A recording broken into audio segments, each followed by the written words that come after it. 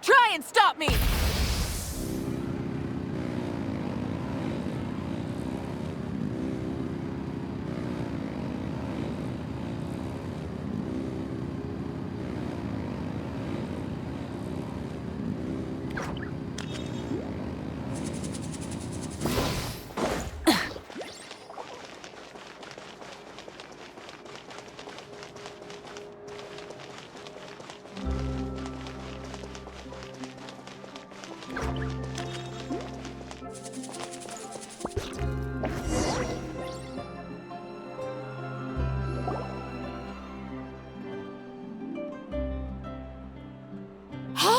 There's a newsstand over there! Want to grab a copy of the Steambird? We know our Fontanian friends love a little drama. There's no way they let their readers down. Isn't that Charlotte? And standing next to her, surely that can't be Kaniche? How about... Lost treasure resurfaces at last. Behold the beauty of the Remurian teacup.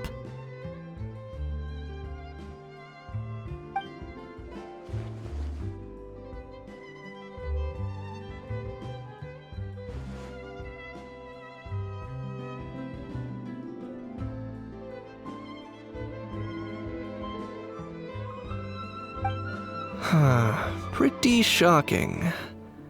But it still feels like it's missing something. Ah, got it!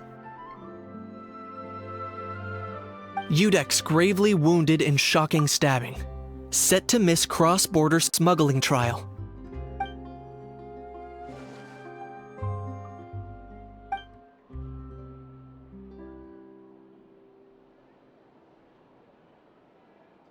Huh? What? Did Paimon hear that right? Neuvillette was stabbed and gravely wounded? No, surely that can't be right. Can it?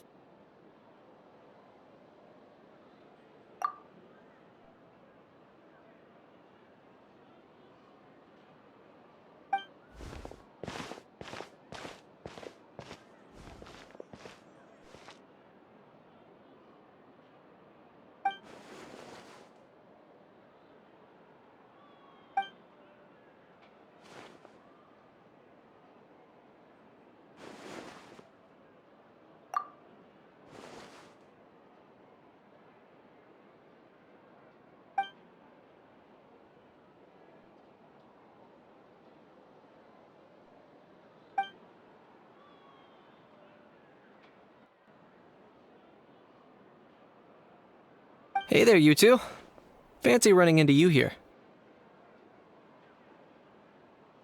Yeah, that, and also a less than pleasant shock. What the heck was all that about a Saurian meat restaurant and the Udex getting stabbed? Please say you weren't being serious.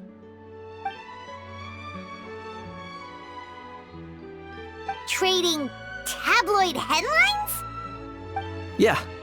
Charlotte and I were having a little contest to see who could find the most ridiculous fake news stories. Either I got lucky, or I have a knack for honing in on the most outrageous material.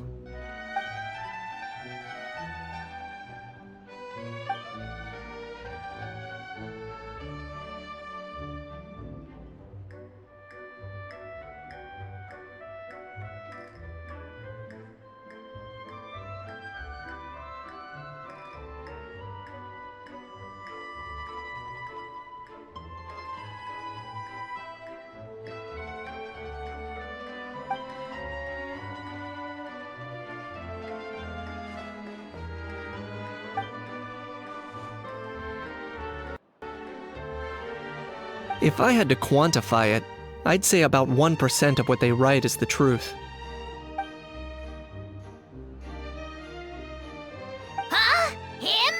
lenient? Ugh, you gotta be kidding! Ah! Don't get me wrong. I'm not trying to give credit to these so-called news stories for occasionally including a grain of truth. All I'm saying is, even the wildest leaps of the human imagination are always rooted in reality. You mean all those fake headlines you mentioned actually do have some basis in fact? Sure they do. For instance, there was in fact a smuggling trial recently. Considering the amount of speculation surrounding the smuggled goods, it's no wonder there are rumors about restaurants serving saurian meat or teacups being unearthed from ancient ruins. But in reality, the goods in question were simply a few ancient relics dug up from ruins in Natlan. Rest assured, no saurians were harmed in the process.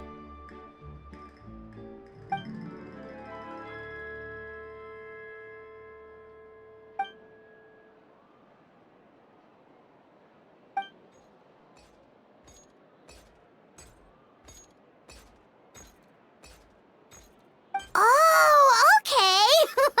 Paimon was so busy freaking out about those headlines that she totally forgot to ask why you're here in Fontaine, Kenichi.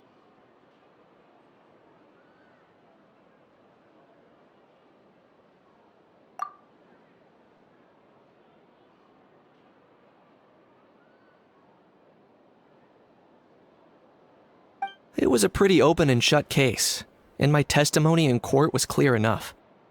But I'm guessing, Mademoiselle Charlotte, that you're less interested in the case than you are in trying to uncover some news stories about Natlan. I appreciate your kind invitation, but like I said, storytelling isn't really my forte. Kenichi the speechless! Kenichi the tongue-tied! Huh? If you're dead set on doing an interview, why not talk to the Traveler instead?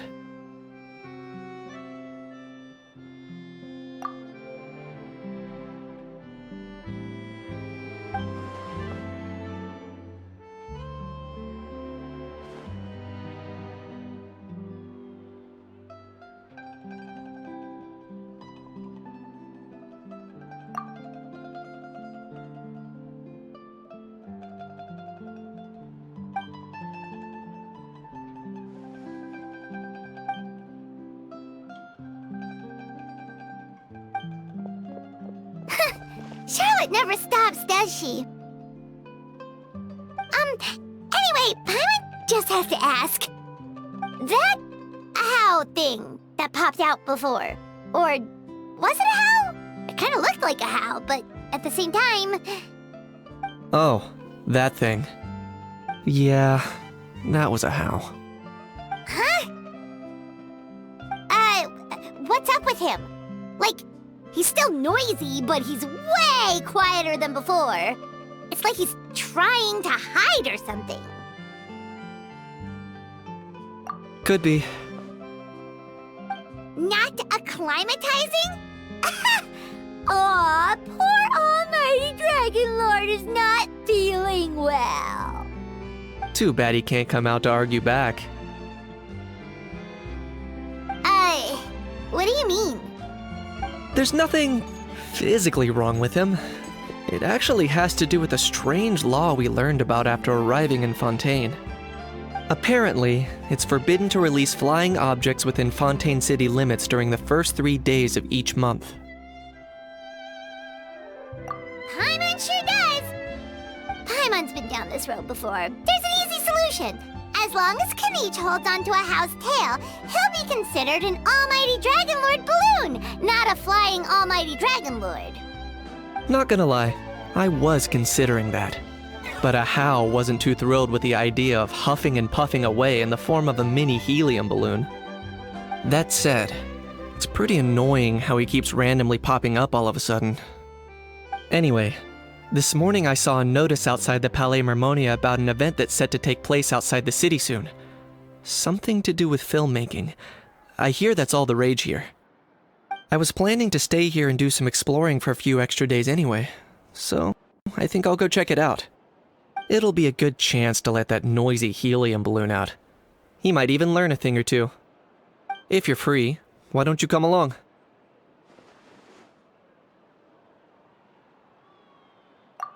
I know where it is, so let me lead the way.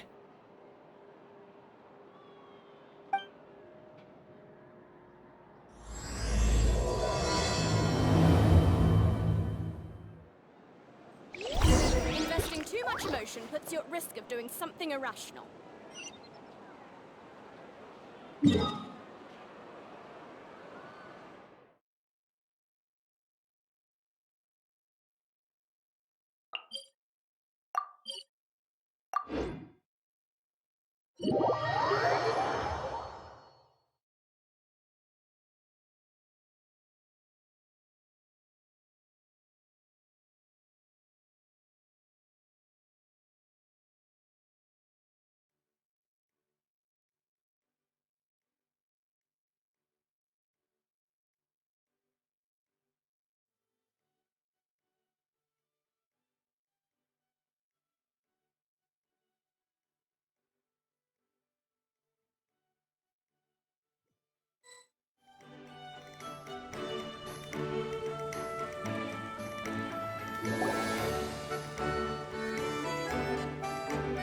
Looks like I remembered correctly.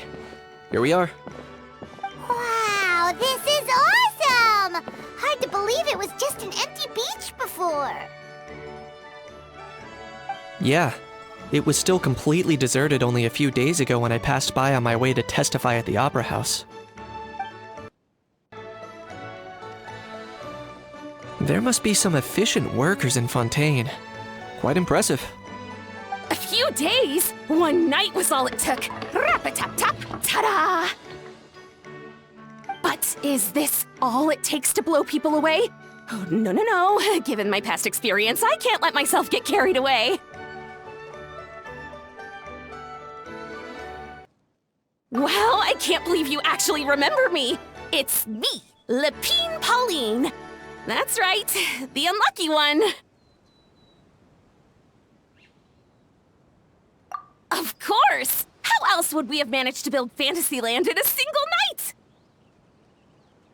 Fantasyland? At least that's how I like to think of it myself. A magical land of fantasy, the stuff of film buffs' dreams. I know it sounds like I'm laying it on thick, but that really is the goal here. As you can see, the theme of this amusement park is Fontainian filmmaking, a place for all film lovers to come together and co-construct a world of dreams. Co-construct? Well, that's a relief. Sounds like you're sharing the cost this time rather than pouring your entire life savings into a single project. Nope! I might be inviting others to help fund this, but that doesn't mean I haven't thrown all my life savings into it too. Huh? You've got to be kidding. Ha! Look at you, puny little humans. Recklessly betting your entire future against some stupid vanity project. If you're expecting even an ounce of sympathy from the almighty Dragon Lord, dream on! Mockery is all you shall get, straight from the heart! Sorry, just ignore that little gizmoid. He likes to butt in occasionally. Do go on. Gizmoid? Who you calling Gizmoid? You're the Gizmoid! Wow!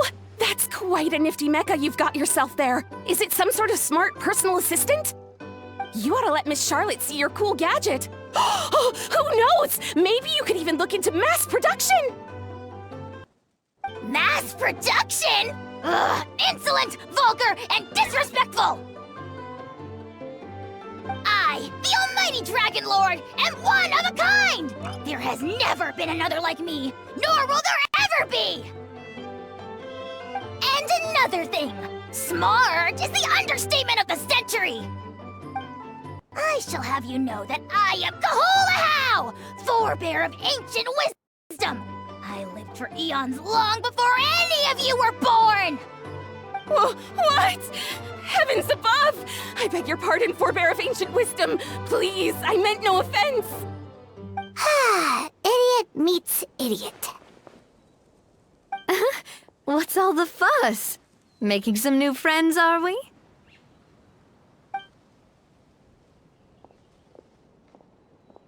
Miss Navia! Allow me to introduce the star behind all the work that's gone into this venue. Miss Navia, President of Fontaine Spina di Rosula. Hello, everyone. Partner, Paimon, how have you been lately?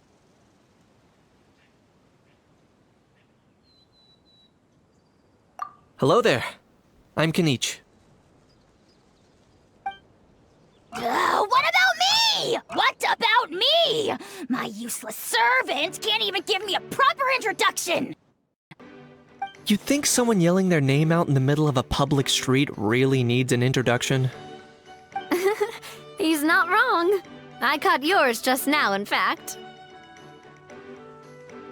So, you must be the almighty Dragon Lord, Mr. Ahau. It's a pleasure to meet you.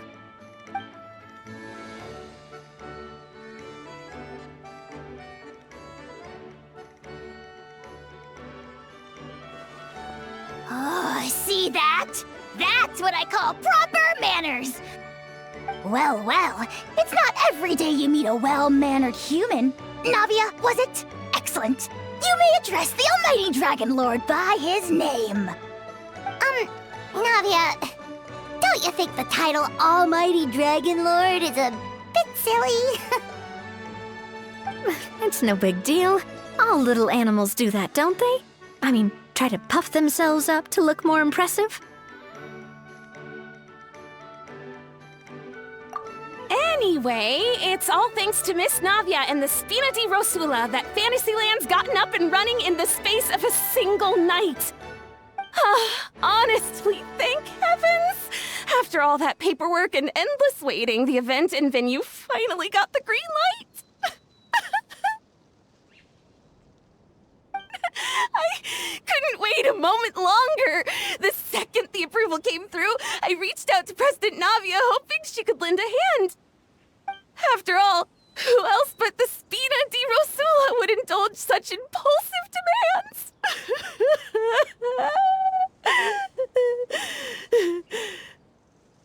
Sorry, Traveler. Miss Lapine Pauline sometimes gets a bit overwhelmed by her own excitement, as you can see. I'm guessing she hasn't gone into much detail about the event yet, so let me fill you in. In short, the Cheval Moran Film Fantasyland is a fan convention that's open to film enthusiasts from all over Teyvat. Miss Lapine Pauline is hosting this event and also providing technical support. Huh? Cheval Moran? That's right! The one and only Surintendant Cheval Moran! After much persistence and many solicitations, I finally obtained Lady Farina's permission to use the image of her close friend. Not only is our adorable mascot drawing in fans by the minute, but she's also boosting her own popularity. And that was always the goal, a win-win arrangement. It's been a while since we last met, but still, it's a surprise to hear Lapine Pauline coming out with such sensible ideas. By the way, Miss Lapine Pauline, have you decided to switch careers and go into film tech? Not exactly. By chance, one of the prototype lenses I developed caught a photographer's eye, and it's now being used for the latest cinematic productions. Thanks to this unexpected opportunity, I've had the chance to invent various film-related equipment and props. That's right. So don't underestimate Miss Lapine Pauline, our resident engineer. She's the technical powerhouse at the core of this entire event. As for the Spina di Rosula, we're mainly here to take care of planning, operations, and management. For anyone feeling inspired to set up a booth, Miss Lapine Pauline and I will provide the necessary technical and operational support once their application has been approved. By the way, Traveler, are you at all interested in taking part? It would be a chance for you to earn some extra income. Plus, with your skills, I'm sure you could bring something special to the table. Paimon would be even more tempted if you were to, say, throw in one of those fancy feasts she's seen in those gourmet food reels. Well, as it happens, that'll be a piece of cake. Everyone needs to eat, whether they be tourists or the stall owners themselves. So thanks to Miss Navia's help, we've managed to invite none other than the celebrity chef, Miss Escoffier, to run our theme restaurant. Look over there!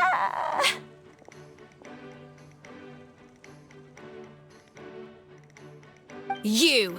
Yes, you! For the last time, the ingredients have to be in the right ratio! Get it right next time, or you might as well just lie down on the chopping board yourself. She seems a bit busy right now. Well, I'm sold. I think I'll make a How go be her assistant. You little... What's your game here? Demoiselle, sorry to bother you, but there's an issue over here that requires your personal attention. Apologies. Looks like it's back to work with me. Please feel free to take a gander at what we've got. Anyway, if you're interested in taking part, come find me later.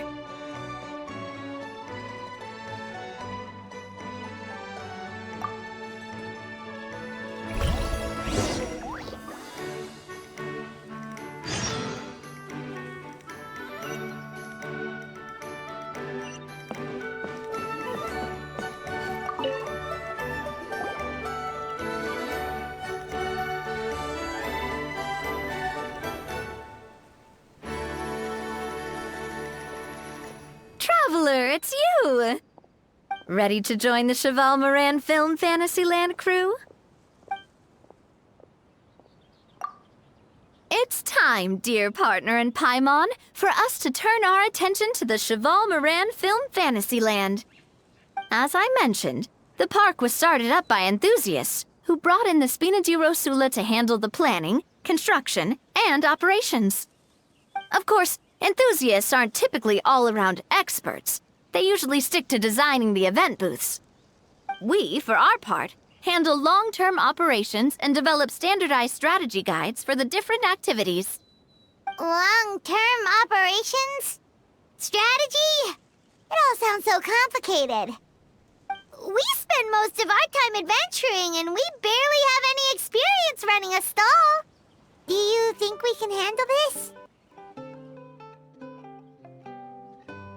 That's more like it. You've seen it all before, haven't you, partner? I'd even go as far as to say you've shaped some of Tevat's biggest business ventures. Anyway, first things first. Let's get an overview of how the whole festival's gonna be run.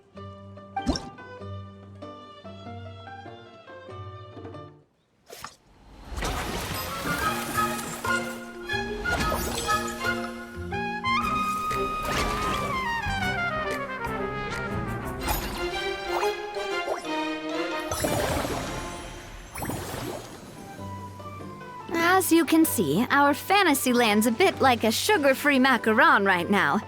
Several areas are still under construction. The Spina's only been able to hire a limited number of craftsmen. Besides, we don't have enough experience to handle multiple projects simultaneously.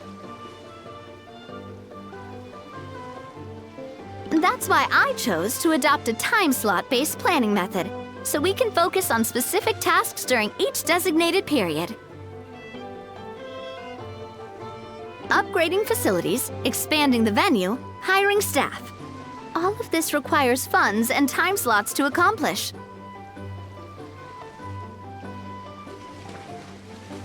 So, it's our job to allocate precious time slots in each business cycle to the most worthwhile tasks.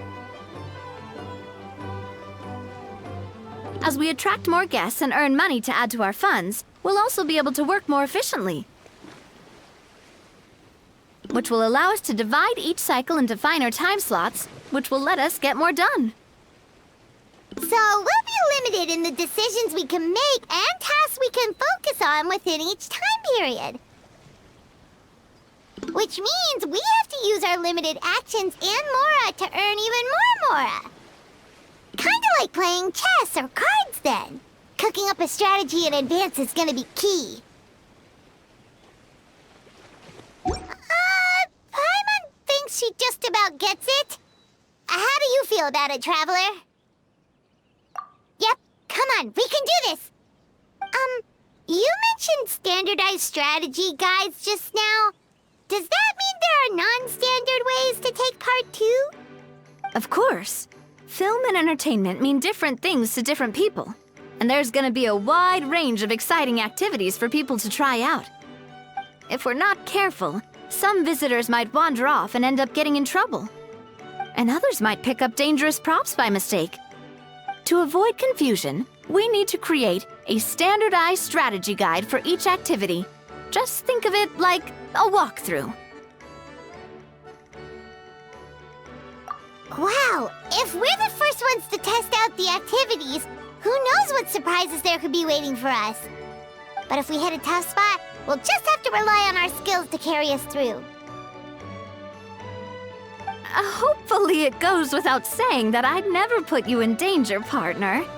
I carefully checked all the existing activities before you arrived, and I can assure you that they're all perfectly safe. I also wanted you to experience the activities before anyone else gets to. It'll be fun. Plus, we'd like to hear your thoughts and suggestions. Oh, those are two things Navia is best at! Making people feel safe and having fun! Great! Well, I can't wait to hear what you think. Your input is super important to us. All right then. Let's start with Eclectic Escapades and put our first guide together.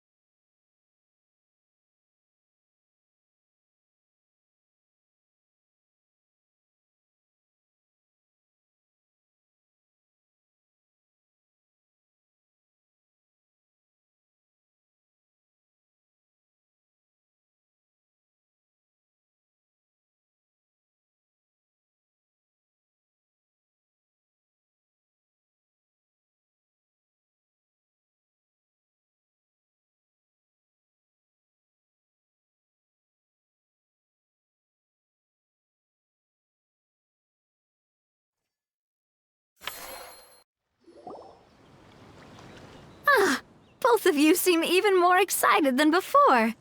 Looks like your first trial run didn't disappoint. Paimon hasn't actually watched that many films, but after trying it out, she might just be hooked. We should check out the film that it's based on. Great job, Paimon.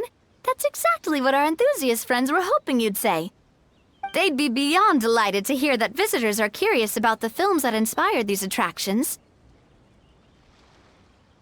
Some have even been willing to contribute extra funds out of their own pockets. Where budgets have allowed, of course. Out of their own pockets? That's right.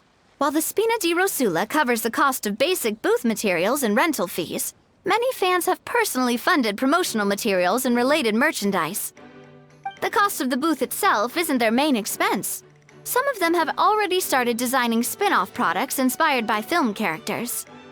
Take our official mascot, Surintendant Chevalmoran, for instance. She won second place in the last most popular character poll for the comic film category, and was even dubbed the pinnacle of round, bouncy cuteness. Many people have expressed interest in designing cushions based on her image, using the highest quality fabrics and hiring the most skilled artisans to mass-produce them. These cushions will officially go on sale at the next convention alongside lots of similar products. Sounds irresistible, right? Plus, as Surintendant Chevalmoran's guardian and official image rights agent, Farina will receive 60% of the sales revenue. After all, the fans are doing this voluntarily, not for profit, but to promote Surintendant Chevalmoran's adorable image. The more Mora ends up in Farina's purse, the better Surintendant Chevalmoran's meals will be. And who wouldn't be happy to hear that? Oh, Paimon likes the sound of that.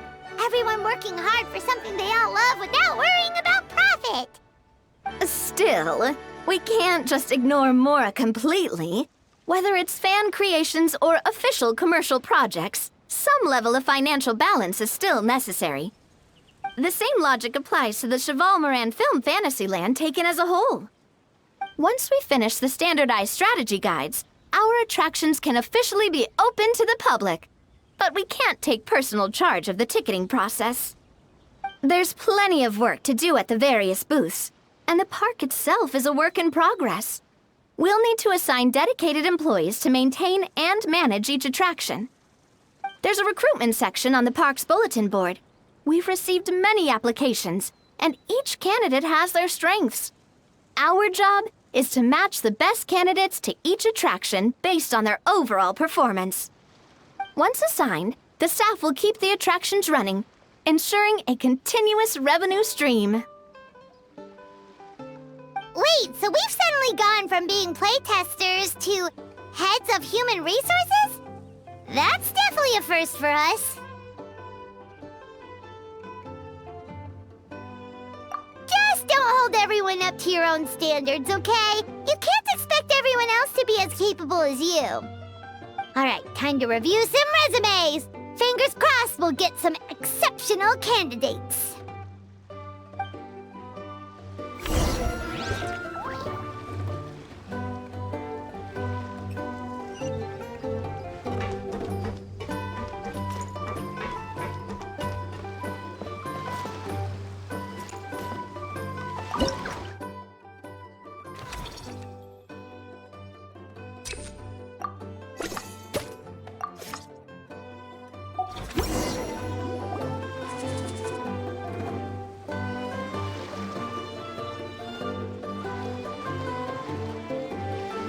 Looks like this particular employee is really getting into their role. You're both doing great. You sound more like bosses than I do. In any case, with this, the Chevalmoran Film Fantasyland is now officially open. Running a theme park is a long-term project. You won't make much if you try and rush it. We're just about done with our current work setup, so let's take a short break and wait for this cycle's revenue report to come in.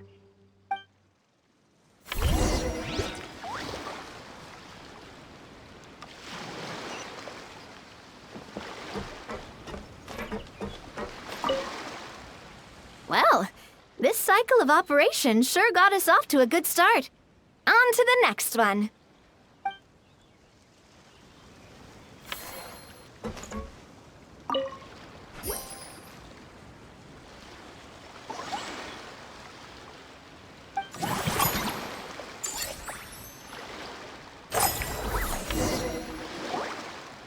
Well, the numbers might not look that impressive, but given that we're just getting the ball rolling, I'd say that wasn't a bad start. Building on this momentum, we must consider rolling out more unique business strategies during the next cycle. To draw in the crowds, I've invited one of Fontaine's very own celebrity chefs, my good friend Escoffier. She'll be performing right here in the amusement park's restaurant. On that note, let's go catch up with her. So, is the restaurant part of our business strategy too? There are so many layers to this operation.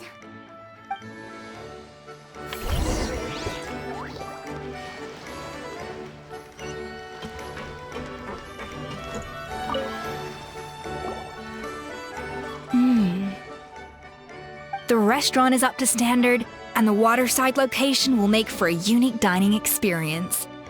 The beautiful scenic reflections in the water create a stunning backdrop, lifting diners' spirits and allowing them to truly savor their meals. Ingredients, check. Cooking utensils, check. Looks like we're ready to rumble. Hey there, Escoffier! Oh, my employers are here. The president of the Spina di Rosula, plus the famous traveler and Paimon. I must say, you seem a bit overqualified to be running a film-themed amusement park. I'd say that if anyone here was overqualified, it would be the former head chef of the Hotel de Boer. Wherever you walk, the aroma of fine cuisine follows in your wake. Let's get back to business. I'm guessing you want the traveler to help me decide the theme dish for each cycle, right? This is the business strategy I mentioned earlier. Using Escoffier's top-tier dishes to attract more visitors to the park. But this isn't just about attracting visitors. Her culinary masterpieces will surely have other surprising effects.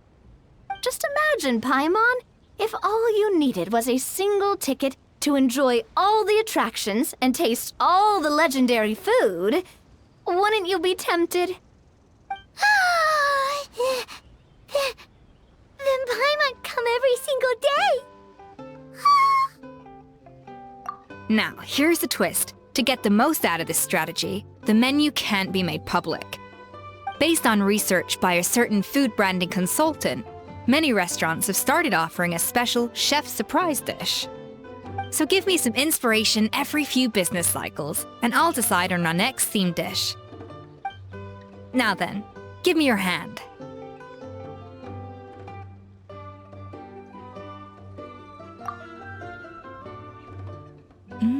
A warm and energetic feel. Your hands are calloused from wielding your sword, but still quite delicate. When you grasp its hilt, it's like you're holding the bow of a violin. A sword, then. The theme this time shall be strength. All right, let's find out what strength looks like in gastronomical form.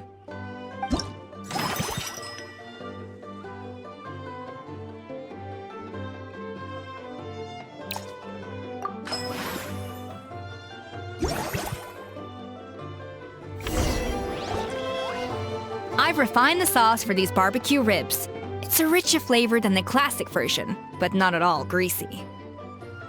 The mint extract in the seasoning leaves a refreshing aftertaste, perfect for indulging yourself after a fun-filled day. But if you ask me, I'd say the artisans need these more than the guests. The artisans? As I'm sure you've noticed, this park isn't quite finished. A serving of these barbecue ribs should help the artisans replenish their strength much more quickly. As their bosses, you have an obligation to provide meals for them. So why not invite them to dine here? Who knows? The morale boost might even improve their productivity. Oh, if I recall correctly, You once served up some special fish and chips for the porters over at the Fleuve Centre. For several days after, the workers were all incredibly efficient.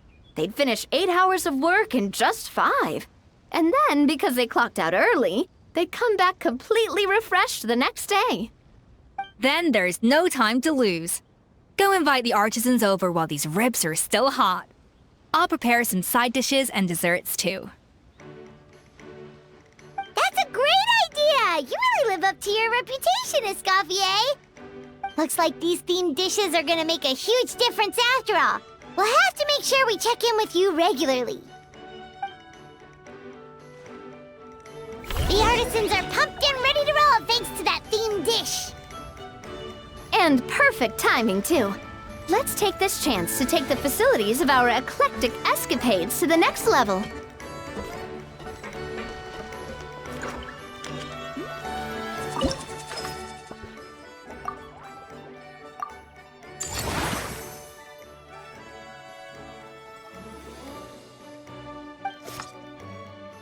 We should be able to attract more customers by upgrading the stall, don't you think?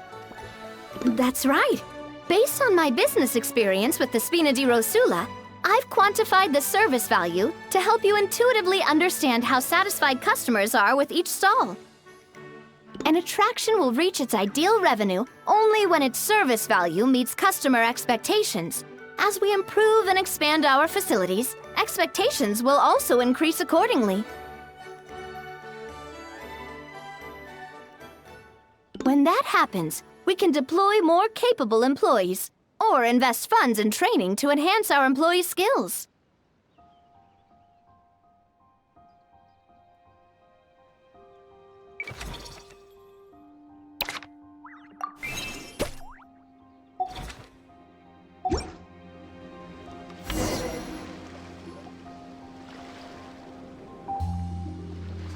Whew, that should be everything. Looks like you've pretty much mastered how to run this park.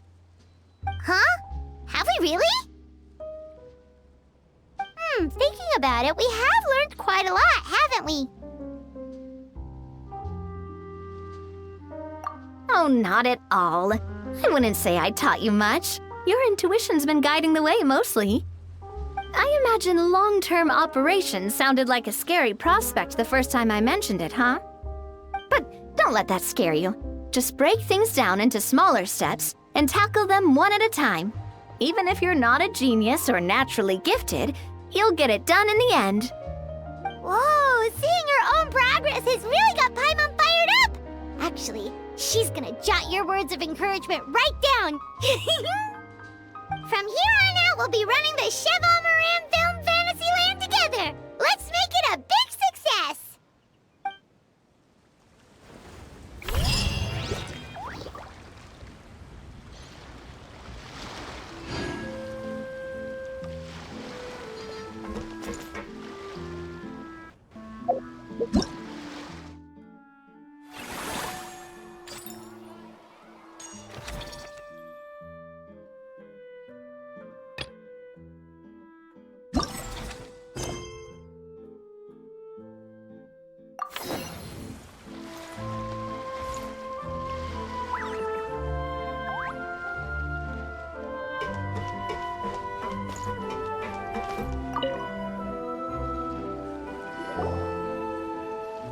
Greetings. Apologies if you overheard my harsh words just now, but I assure you it is entirely necessary.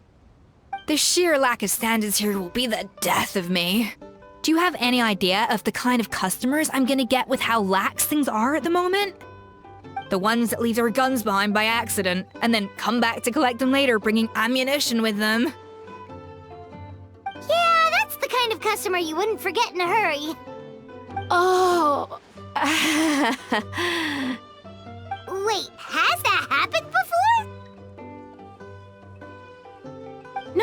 No, it's just the mention of guns reminded me. Someone did actually leave their gun nearby. Huh? Just before we started setting up, as we were cleaning up the site, someone stumbled upon a mysterious locked box. It didn't look like something from Fontaine, though. It had more of a Natlanese vibe. Oh? Do you think a foreign tourist might have left it behind?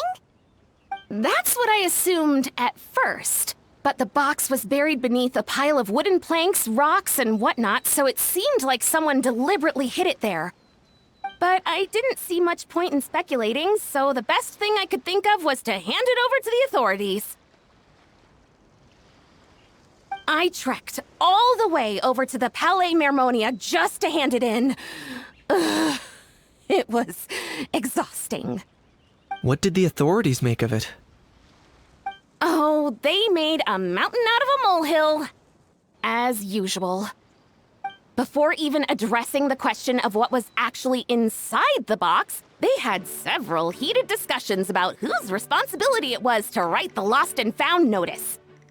Thankfully, the ever-reliable Officer Sedine stepped up and immediately called in the Marechaussee Phantom to crack the lock and check if there were any dangerous items inside. And, as it turned out, there was a gun.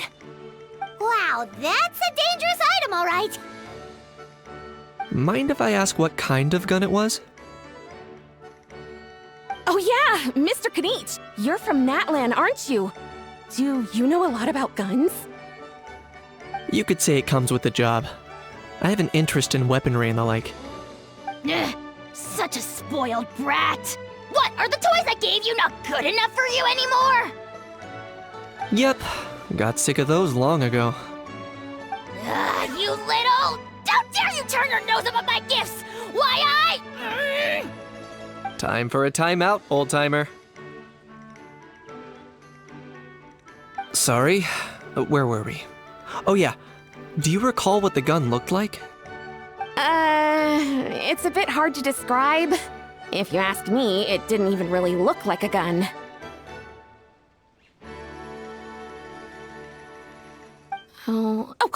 Give me a second. I'll knock out a quick sketch.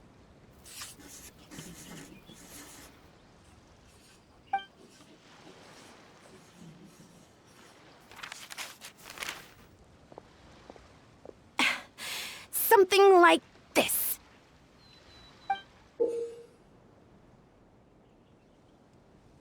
Whoa, it's so neat and precise.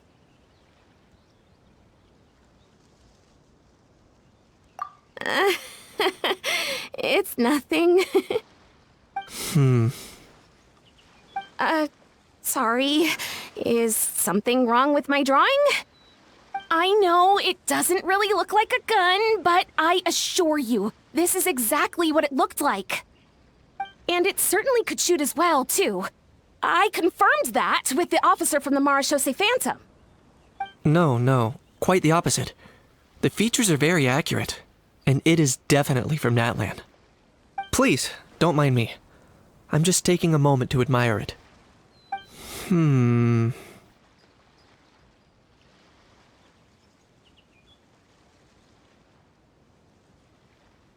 I should be the one thanking you. Thank you, and everyone else for your support. Don't mention it.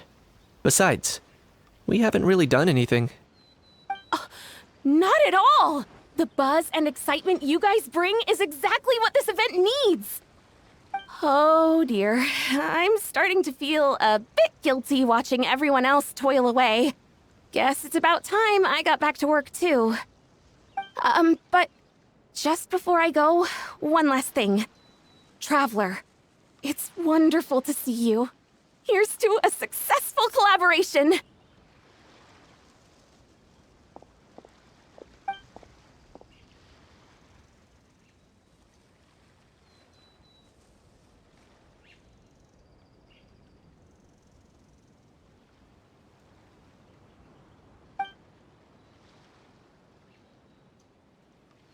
I'm sure you noticed that there was something unusual about that gun.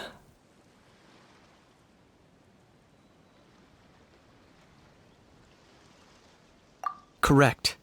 It's most likely an old weapon dug up from some ancient dragon ruins.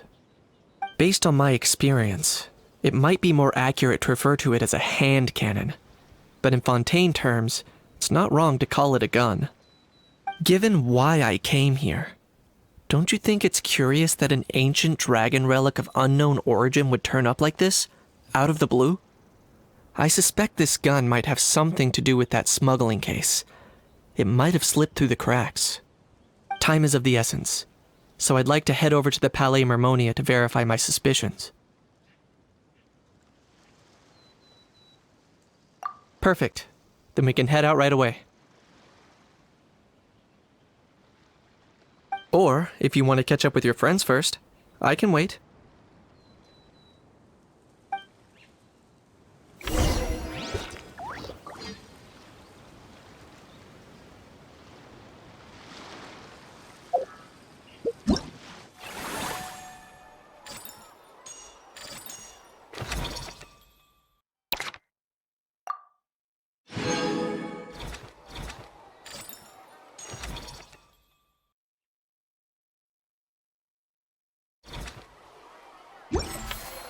Exploration and trials. Adventuring is right up my alley.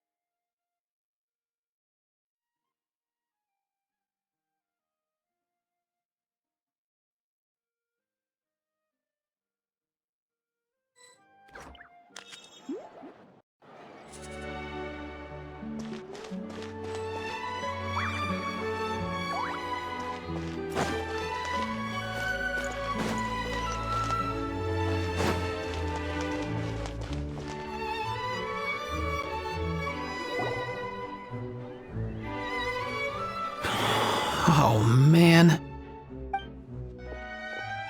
Bro! Are you mimicking me? Now's not the time. Come on. No, I mean, one of our buddies is here, for real. Quite a few of them, actually. Auroran, what are you doing here? And who's this? Allow me to introduce you. Bro, meet bro.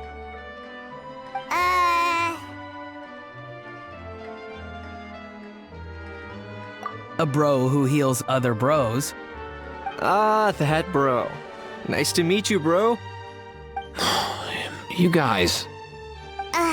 Please, if Paimon hears the word bro one more time. Oh, I'm so sorry, Paimon. I had no idea you were allergic to bro talk. Quick, Aoife. Paimon needs medical intervention.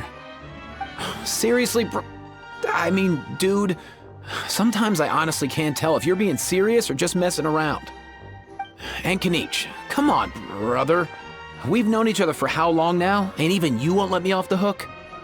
It's quite hard to resist. In that case, guess I'll have to introduce myself. Hey, traveler, I've heard a lot about you. I'm Aoife, a vet from the Flower Feather Clan. Oh no, not you too! Oh, that wasn't directed at you, Aoife. It's nice to meet you. Anyway, back on topic. Wait a second. I lost my train of thought. What were we talking about again? Why, you're all here, of course. For vegetables. Fork a cuckoo. Huh? I'll go first. It's for the Chevrolamine film Fantasyland. Wait, is that right? It's Cheval Moran. Ah, right. I keep stumbling over that one. Guess I owe Cheval Moran an apology, even if she's not here. Anyway, long story short, the festival restaurant urgently needed fresh vegetables from Natlan, which is why Aoife and I are here. So, you guys are vegetable couriers? He is. I'm just here as a responsible adult. It's his first time traveling so far away from home, and all the elders in his tribe were worried. So they had me come along. Even though it's your first time too. Right, but they still picked me to accompany you. You gotta wonder why that might be. Don't you get it? They all just saw how overworked you were, so they used it as an excuse to send you off on a vacation. Wait, what? So I'm getting the grandson treatment now too? See? Doesn't matter how much older you are than this dude. Hang out with him long enough, and you'll eventually find yourself being treated like a kid. Meaning everyone looks after you.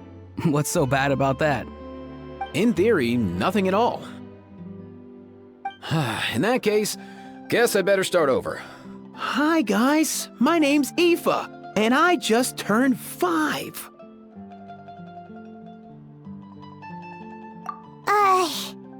Paimon's not sure who the responsible adult is anymore. So, what about Kakuku? If he was here, we'd be making more of a ruckus than we already are.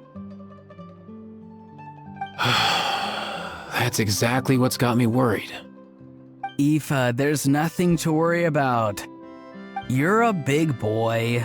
You can handle yourself now even without Kakuku. You think that's what I'm worried about? Anyway, my priority right now is Kakuku. Suffice it to say, Kakuku's in big doo-doo. How so? He's so small, and all he knows are a few harmless phrases. What kind of trouble could he even get himself into? Let me guess. Did he get caught out by the law on flying objects? Bro, you too? Not me. How? Oh, that pesky little chatterbox. So that's why he hasn't interrupted us this whole time. Guess he's too scared to show his face.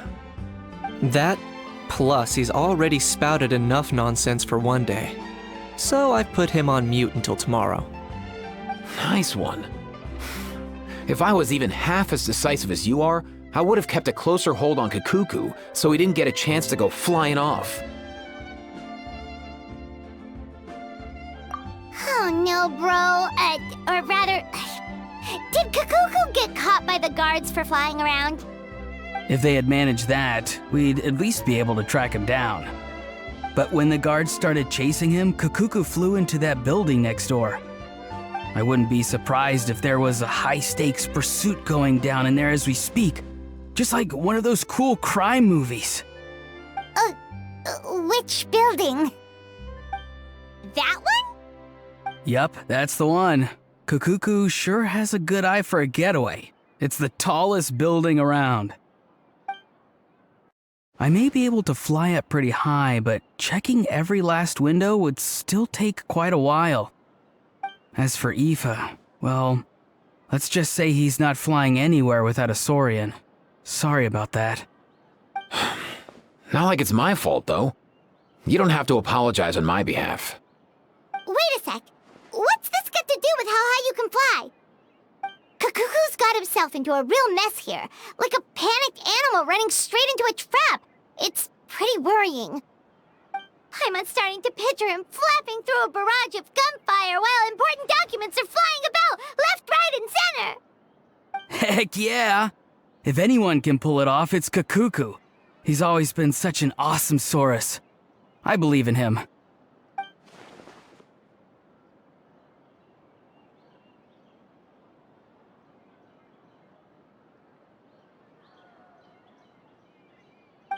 For real now? Do you even hear yourself, bro? Of course I'm for real. I'd never make light of something like that. All right, everyone's an awesome Saurus. Well, the human version. But our priority right now should be to go in there and check up on Kakuku. Leave it to us. You sure? Wow, awesome. That'll be a huge help. And if Kakuku doesn't listen to you, I give you permission to pull out a couple of his feathers. Wait, since when was that up to you? Well, then it's your call, bro. All right then, if Kakuku doesn't listen to you, I also give you permission to pull out a couple of his feathers. There you go. If he objects to that, tell him to come find us. He won't. Trust me.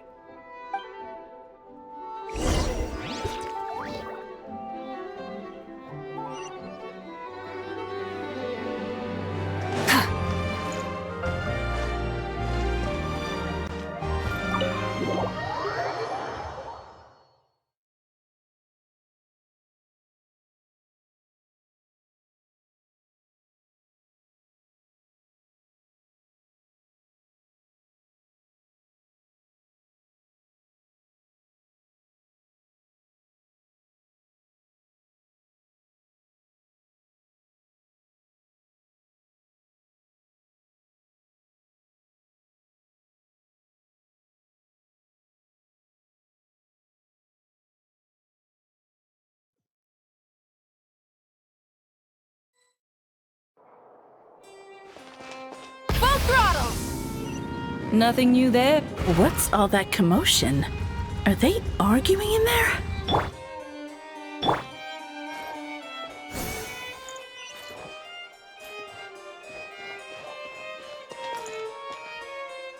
The food in the cafeteria is excellent.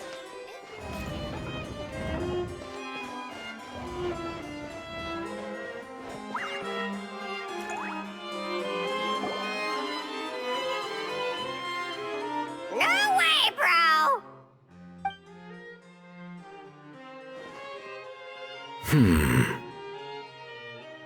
Did he say he came from Natlan?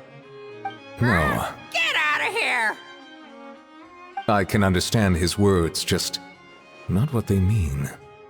Oh no.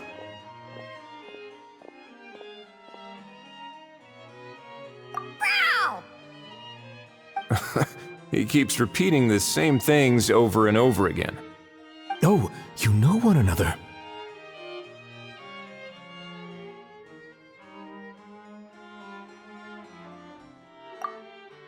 He's a friend! Yeah! A saurian friend of a human friend! Great. Well, that was easy. Looks like we've tracked down the owner. Guess that's one less lost and found notice for you to write, Monsieur Nivelet. For real? Traveler, was there something important you wanted to discuss with the Udex? I'm just about done with my business here. Need me to step out? Stay and hear them out first. Perhaps it will have some bearing on your own work. If I am not mistaken, you are the same Mr. Kanich who served as a witness in the smuggling trial? I take it there's been a further development in the case. That's right. Very perceptive, Mr. Udex. So you've met Nervalet before? But wasn't the trial overseen by another judge? I've seen his photo in the papers. But as for this other gentleman... Allow me to introduce you to Mr. Wriothesley, administrator of the Fortress of Meripede. Or in layman's terms, Fontaine's prison warden. Please, feel free to share anything about the case. There's no need to keep anything from him. Pleasure to meet you. Pleasure to meet you! Wow, that sounded just like me. But should we really discuss official business in front of the Saurian? Oh wow! Oh no! I believe he said... Or rather, I suppose he meant that he'll keep this to himself. Though I should mention, Mr. Kukuku, that we will have to ask you to sign a confidentiality agreement. Sure thing, bro!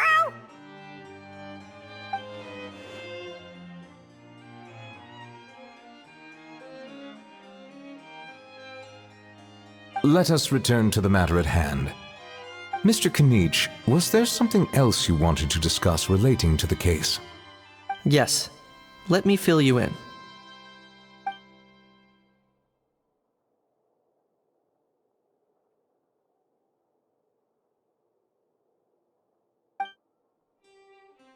Wow! It really is exactly like Lapine Pauline's sketch! It must be all that practice drawing engineering blueprints, huh? So if it's true that this weapon came into Fontaine alongside the contraband from the smuggling case, then there's a high chance we overlooked a suspect. That's exactly my line of thought. I see. Mr. Kanich, thank you for reporting this promptly. I'll arrange for the Marechaussee Phantom to investigate right away. We should begin by questioning the prisoners in custody. Wriothesley. I'll sign off on the interrogation request, don't you worry. That would be much appreciated. It's lucky that the Palais Mermonia wasn't scheduled to release any public bulletins today, and that this gun's lost and found notice hasn't been written up yet. In other words, the news hasn't leaked. I'll be staying in Fontaine for the time being. If there's any progress in the investigation or you need my help, feel free to reach out anytime.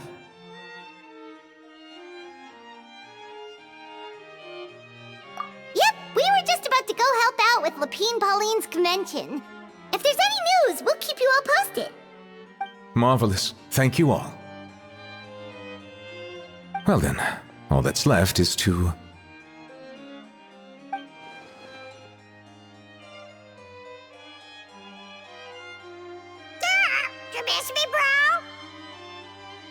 He really does come out with the most unexpected things.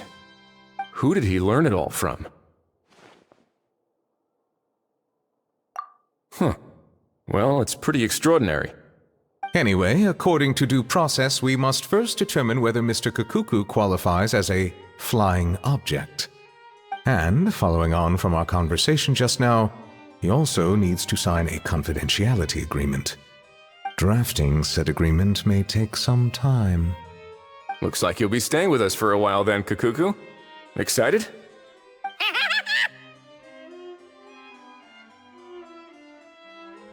That would save us a lot of trouble. Many thanks.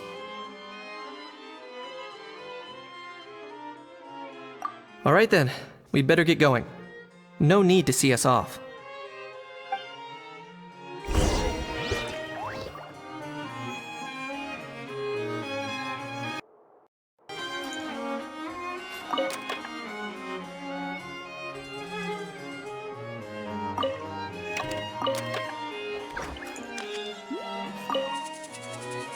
I know you mentioned a while back that people from Nadland would soon start showing up all over the world.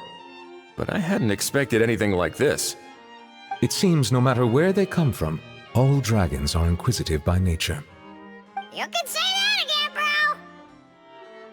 The same might well be said for humankind. The real reason you chose to stay to investigate this case was your curiosity about Natlan and Mr. Kakuku, was it not? Guilty as charged. Nothing gets past you.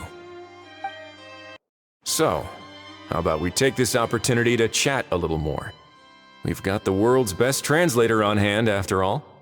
Sure thing, bro!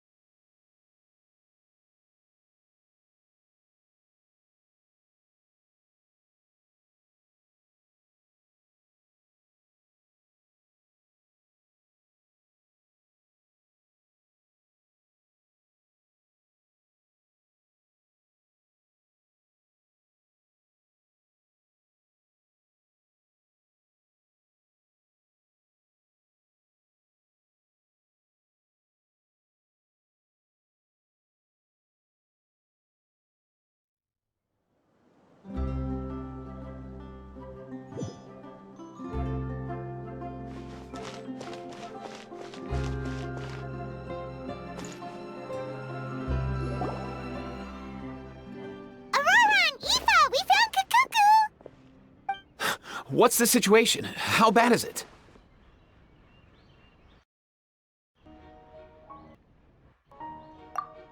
Oh no. When I saw that Kakuku wasn't with you, I'd already prepared myself for the worst. Relax, Aoife. Maybe Kakuku just prefers high-rise living now. Sometimes you just have to let the kids grow up and make their own choices in life. For real now? Do you even hear yourself, bro? It's not that bad. Kakuku's fine. Still very much alive and kicking for starters. He hasn't been arrested either, so no jail time.